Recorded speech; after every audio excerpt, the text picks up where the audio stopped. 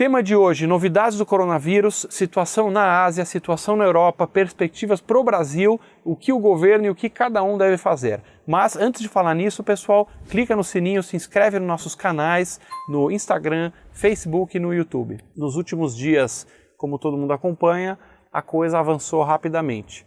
A gente tinha pouquíssimos casos no Brasil, já está se espalhando e agora é um marco. O dia de hoje considera-se um marco em que essa virose vai inevitavelmente ter um ganho de escala aí no nosso país. Não porque a doença ficou mais perigosa individualmente do que antes. O coronavírus é uma doença que está um consenso nos especialistas, é uma gripe moderada, não é muito diferente de uma gripe comum, com uma taxa de mortalidade, dependendo do cuidado que você faz, extremamente baixa. Então, para uma pessoa jovem, saudável, crianças, é extremamente improvável você ter uma grande complicação do coronavírus ou vir a ser uma fatalidade. Mas esse número engana, por quê? O coronavírus, por outro lado, ele tem uma taxa de infecção, de espalhar mais rápida do que previsto.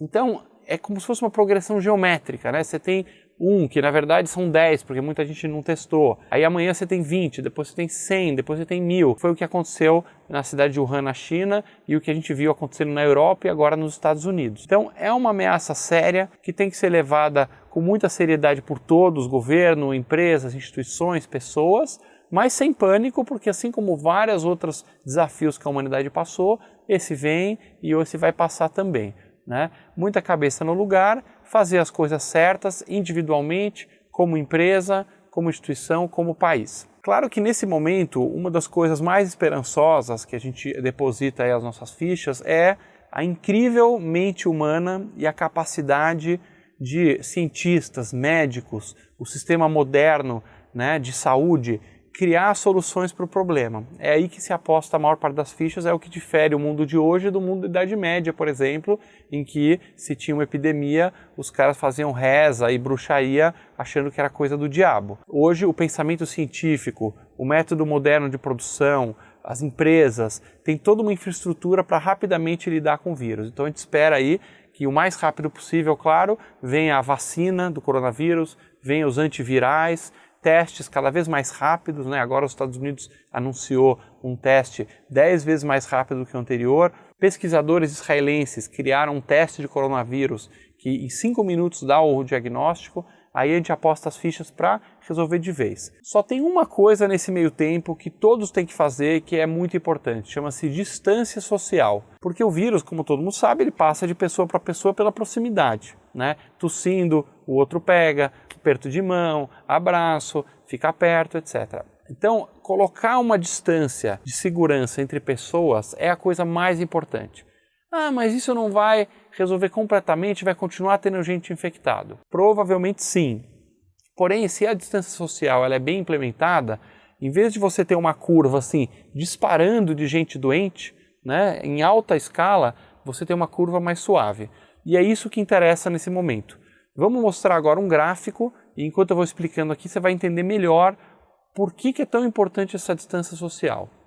Esse gráfico que está na tela, ele mostra o cenário como se fosse um exemplo de 2 países diferentes. Um país ficou em berço esplêndido e não mudou seus hábitos, ou seja, deixou as pessoas tocarem a vida normal. O que acontece? A curva de doentes sobe em progressão geométrica exponencialmente e dispara no país. Só que o número de leitos, número de bombas de oxigênio, a estrutura de saúde do país ela é fixa. Então imagina essa linha tracejada, ela é o quanto que o país consegue normalmente receber de doentes, de tratar. Se a doença espalha muito rápido, ela faz com que o sistema de saúde entre em colapso. Ou seja, começa a ir todo mundo para o pronto-socorro, as pessoas especialmente mais idosas ou com problema cardíaco ou com problema pulmonar, vão para o pronto-socorro, inundam o sistema de saúde, começam a contaminar os médicos e enfermeiros, daqui a pouco você não tem aparelho respiratório para todo mundo, acaba tendo que escolher quem que vai morrer, quem vai viver, é um horror. Isso porque, mesmo que uma pequena parcela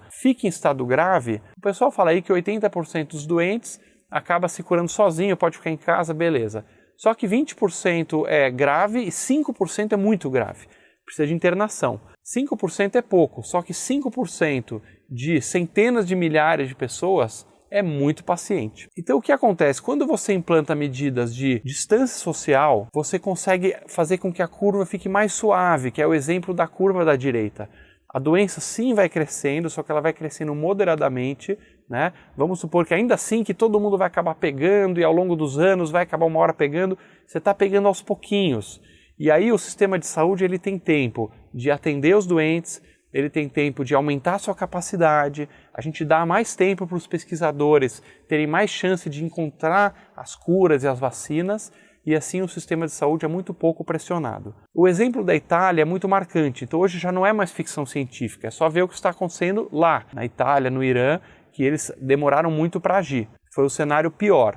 E no cenário pior você tem uma taxa de mortalidade muito pior, que você não consegue cuidar das pessoas. Aí de repente o pronto-socorro está cheio. Se uma pessoa tiver um outro tipo de problema, sei lá, um ataque cardíaco ou então uma intoxicação alimentar, não tem gente para cuidar. Então não é só o coronavírus passa a ser o problema. Já um exemplo contrário é o da Coreia. A Coreia do Sul implantou as medidas de contenção, o número de pacientes lá cresceu bem mais devagar e a taxa de mortalidade, que é a coisa mais animadora, está muito pequena, é uma das menores do mundo. Até o momento está abaixo de 0,5%. Então é isso que a gente quer ser mais parecido com a Coreia do Sul e menos parecido com a Itália. Claro que nós temos aí algumas vantagens, né? O clima brasileiro é quente e isso tem um efeito benéfico no assunto da doença. Nós estamos depois da Itália, então deu tempo de aprender um pouco e não errar da mesma forma que eles. Um fator que acaba infelizmente ajudando a gente a se mexer mais rápido é que o poder público brasileiro, sendo desorganizado e fraco como ele é, a própria iniciativa privada, as empresas estão se virando, né? Colocando o pessoal em casa, tomando as medidas, fazendo rodízios.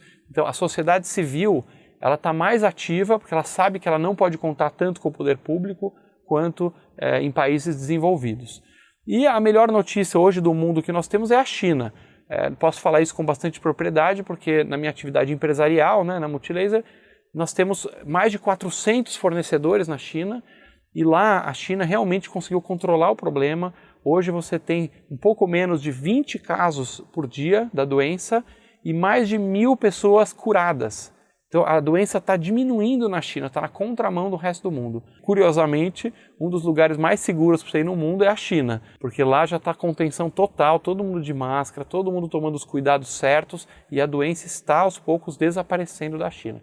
O maior problema deles hoje é pessoas de fora da China indo para lá. Então olha só que curioso, agora a China que está preocupada com as pessoas que vêm de fora. Resta então a questão agora da economia e de como o governo deve agir. Na parte da saúde, o governo tem que, óbvio, orientar, informar, garantir que as pessoas façam essa distância social, né?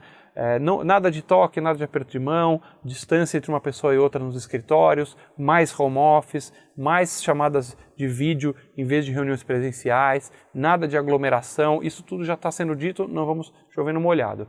Do ponto de vista da economia, agora é um momento muito crítico. Quando dá um pânico geral, essa é a hora certa do governo fazer as intervenções certas. Quando as coisas estão normais, não tem nenhuma catástrofe, o governo tem que dar um passo atrás, vender estatal, tirar privilégio, fazer economias para ficar com orçamento equilibrado. Ele tem que fazer um colchão, né? As vacas gordas, é igual a história lá da formiga e da cigarra. Quando as vacas estão gordas, o governo tem que fazer um colchão, que é o que a Alemanha faz, por exemplo, a China faz muito bem, o Japão. Quando vem um desespero total, que aí a economia começa a ficar irracional, né? As empresas começam a demitir, os investimentos são cancelados, os eventos são cancelados, o mercado de turismo e restaurantes e festas vai desabar, então vai ter demissões. Essa é a hora que o governo tem que cirurgicamente sim entrar, então na contramão do que a gente falou antes, porque essa é uma situação atípica, e especialmente colocando dinheiro nas pessoas mais frágeis, né?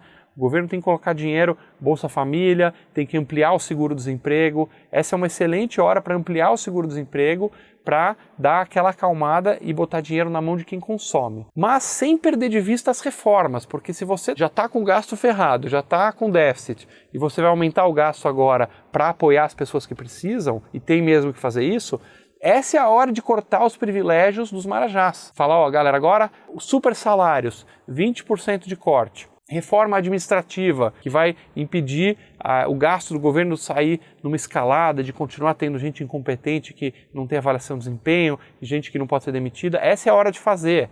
reforma tributária para simplificar os impostos e as empresas respirarem um pouco mais aliviadas de que elas podem investir. Essa é a hora de fazer.